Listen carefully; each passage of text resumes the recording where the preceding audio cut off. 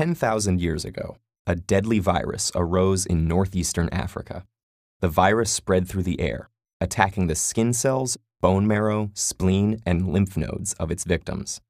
The unlucky infected developed fevers, vomiting, and rashes. 30% of infected people died during the second week of infection. Survivors bore scars and scabs for the rest of their lives. Smallpox had arrived. In 1350 BC, the first smallpox epidemics hit during the Egypt-Hittite War. Egyptian prisoners spread smallpox to the Hittites, which killed their king and devastated his civilization.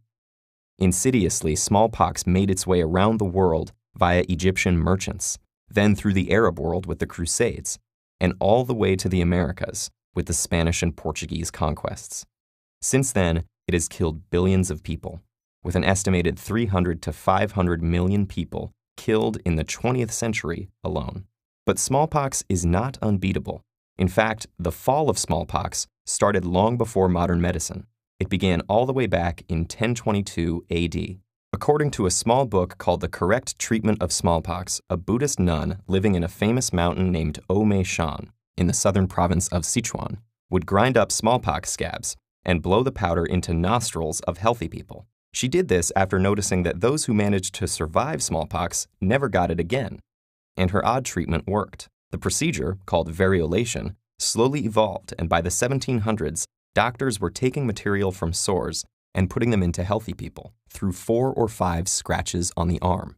This worked pretty well, as inoculated people would not get reinfected, but it wasn't foolproof. Up to 3% of people would still die after being exposed to the pus. It wasn't until English physician Edward Jenner noticed something interesting about dairymaids that we got our modern solution. At age 13, while Jenner was apprenticed to a country surgeon and apothecary in Sodbury, near Bristol, he heard a dairymaid say, "I shall never have smallpox, for I have had cowpox. I shall never have an ugly pockmarked face." Cowpox is a skin disease that resembles smallpox and infects cows. Later on, as a physician, he realized that she was right. Women who got cowpox didn't develop the deadly smallpox. Smallpox and cowpox viruses are from the same family.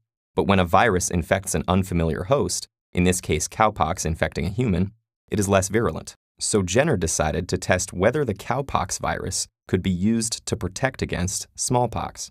In May 1796, Jenner found a young dairymaid, Sarah Nelms, who had fresh cowpox lesions on her hand and arm, caught from the udders of a cow named Blossom. Using matter from her pustules, he inoculated James Phipps, the 8-year-old son of his gardener.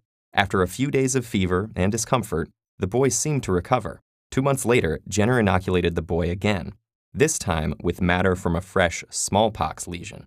No disease developed, and Jenner concluded that protection was complete. His plan had worked.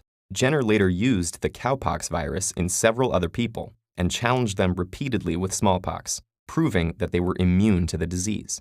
With this procedure, Jenner invented the smallpox vaccination. Unlike variolation, which used actual smallpox virus to try to protect people, vaccination used the far less dangerous cowpox virus. The medical establishment, cautious then as now, deliberated at length over his findings before accepting them. But eventually, vaccination was gradually accepted, and variolation became prohibited in England in 1840. After large vaccination campaigns throughout the 19th and 20th centuries, the World Health Organization certified smallpox's eradication in 1979. Jenner is forever remembered as the father of immunology. But let's not forget the dairymaid Sarah Nelms, Blossom the cow, and James Phipps, all heroes in this great adventure of vaccination, who helped eradicate smallpox.